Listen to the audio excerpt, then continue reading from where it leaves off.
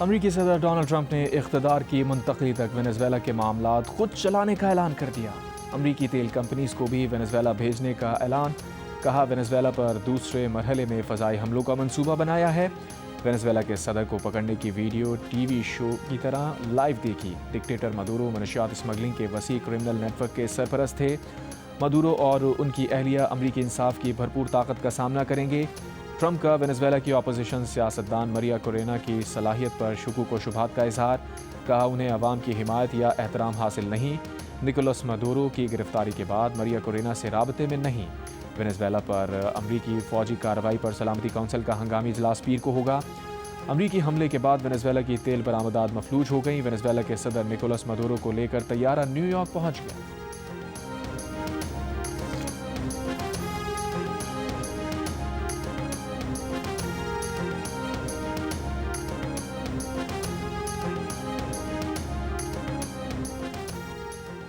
Venezuela کی نائب صدر ڈیلسی روڈریگز نے کہا ہے کہ نکولس مدورو ہی وینزویلا کے صدر ہیں۔ صدر مدورو کو اغوا کیا گیا ہے۔ وینزویلا کسی بھی ملک کی کالونی نہیں بنے گا۔ ملک کے دفاع کے لیے عوام صبر و اتحاد سے کام لیں۔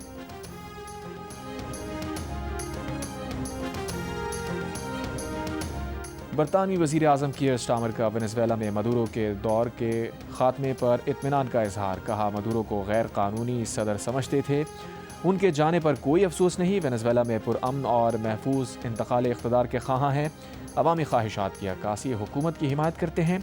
برطانیہ آئندہ دنوں امریکہ سے صورتحال پر مشاورت کرے گا۔ اطالوی وزیر اعظم جیورجیا ملونی نے کہا ہے کہ وینزویلا میں امریکی فوجی کارروائی جائز ہے۔ امریکی کارروائی کو دفاعی اقدام قرار دیتے ہیں، تاہم فوجی مداخلت آمریت کے خاتمے کا حل نہیں۔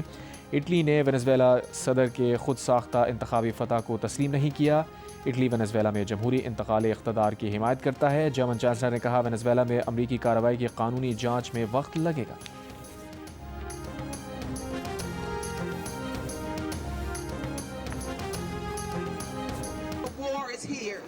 وینزویلا میں امریکی فوجی کارروائی اور صدر ٹرمپ کے وینزویلا کو کنٹرول میں رکھنے کے بیان پر واشنگٹن میں وائٹ ہاؤس کے باہر مظاہرہ۔ وینزویلا کے خلاف جنگ نہیں کے بینر لہرائے۔ نیو یارک شہر کے ٹائم سکوائر میں مظاہرین کی ریلی، ٹرمپ کی گرفتاری کا مطالبہ۔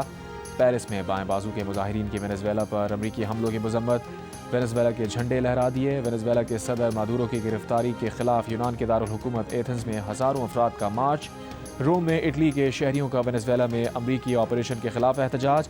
ارجنٹینا اور کولمبیا میں بھی امریکی حملے کے خلاف مظاہرے۔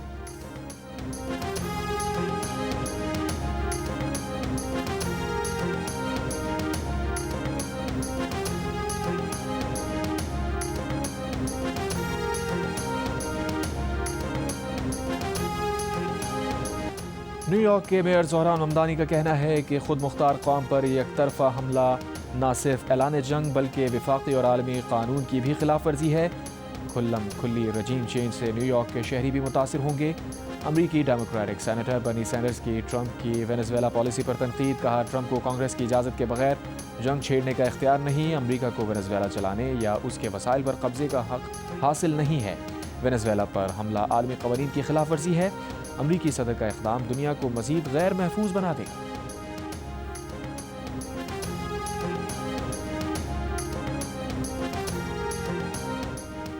فرانسیسی صدر نے کہا ہے کہ وینزویلا میں اقتدار کی منتقلی پرامن اور جمہوری ہونی چاہیے۔ چاہتے ہیں اپوزیشن رہنما ایڈمنڈو گونزالیز جلد از جلد عبوری عمل کی قیادت سنبھال لیں۔ وینزویلا سے متعلق علاقائی شراکت داروں سے بات چیت جاری ہے۔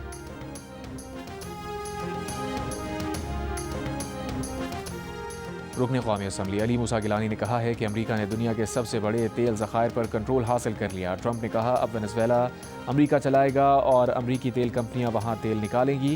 اس پیش رفت کو عالمی طاقت کے توازن میں بڑی تبدیلی قرار دیا جا رہا ہے، جس سے مغرب مشرق وسطیٰ میں تیل کی سپلائی متاثر ہونے کی صورت میں محفوظ رہے گا۔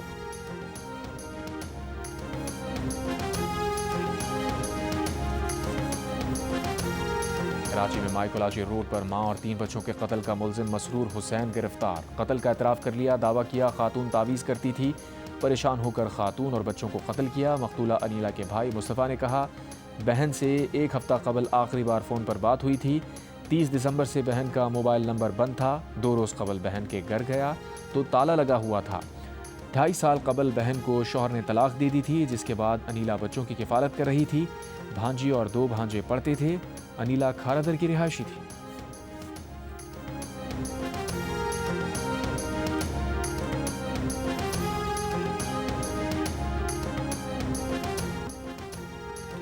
غیر سرکاری تنظیم دوربین کے تحت چلنے والے government elementary college of education نے بی ایڈ سے فارغ التحصیل ہونے والے 32 اساتذہ میں ڈگریاں تقسیم کی۔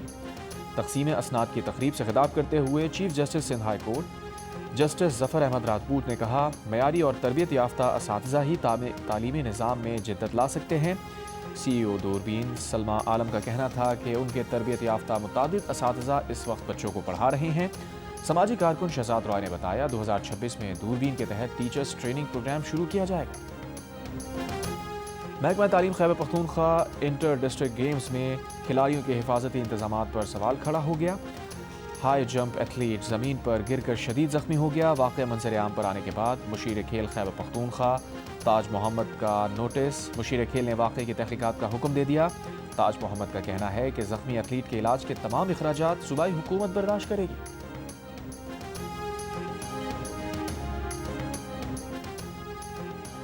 گورنر پنجاب سردار سلیم حیدر خان نے کہا ہے کہ حضرت علی رضی اللہ تعالیٰ عنہ کی تعلیمات پر عمل کر کے ہم دنیا اور آخرت میں کامیابی حاصل کرتے ہیں۔ جشن ولادت حضرت علی کے موقع پر راولپنڈی میں ہونے والی تقریب میں گورنر پنجاب اور وزیر اعظم آزاد کشمیر فیصل ممتاز راٹھور سمیت پیپلز پارٹی کے رہنماؤں نے شرکت کی۔ ملکی سلامتی ترقی کے لیے خصوصی دعا کی۔ گورنر سندھ کامران خان ڈسوری کی اہل خانہ کے ہمراہ اسلام آباد میں ایران کے سفارت خانے آمد۔ ایران کے سفیر رضا امیر مقدم نے گورنر سندھ کو اہل خانہ کے ہمراہ ظہرانے کی دعوت دی تھی۔ گورنر سندھ کا کہنا تھا کہ پاک ایران دو طرفہ تعلقات کئی دہائیوں پر محیط ہیں، جو وقت کے ساتھ ساتھ مزید مستحکم ہو رہے ہیں۔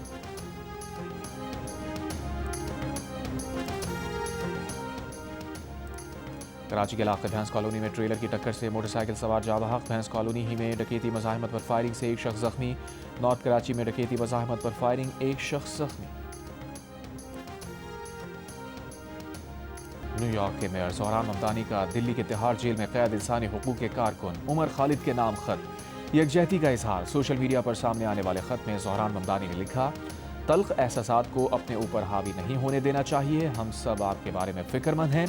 بھارتی حکمراں جماعت بی جے پی نے زہران ممدانی کے خط کو داخلی معاملات میں مداخلت قرار دیتے ہوئے کہا، ایسی کسی کوشش کو برداشت نہیں کیا جائے گا۔ امریکہ کے دیگر 8 ارکان کانگریس بھی عمر خالد کے حق میں بھارتی سفیر کو خط لکھ چکے ہیں، جس میں عمر خالد کی ضمانت پر رہائی اور شفاف ٹرائل کا مطالبہ کیا گیا ہے۔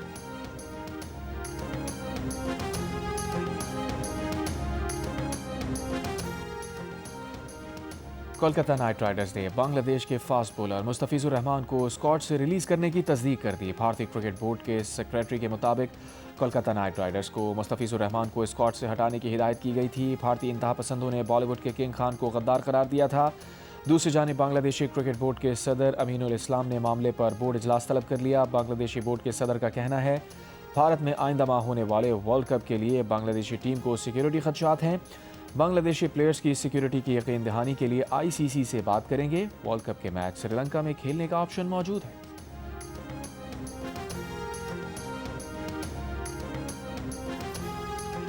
اور ملک کے میدانی علاقے شدید دھند کی لپیٹ میں، پروازیں متاثر۔ موٹر وے M1 پشاور سے رشکئی تک بند، M3 فیض پور سے درخانہ، M4 پنڈی بھٹیاں سے شیر شاہ اور M5 سکھر سے ملتان شیر شاہ تک بند۔ موٹر وے M11 لاہور سے سمڑیال تک بند۔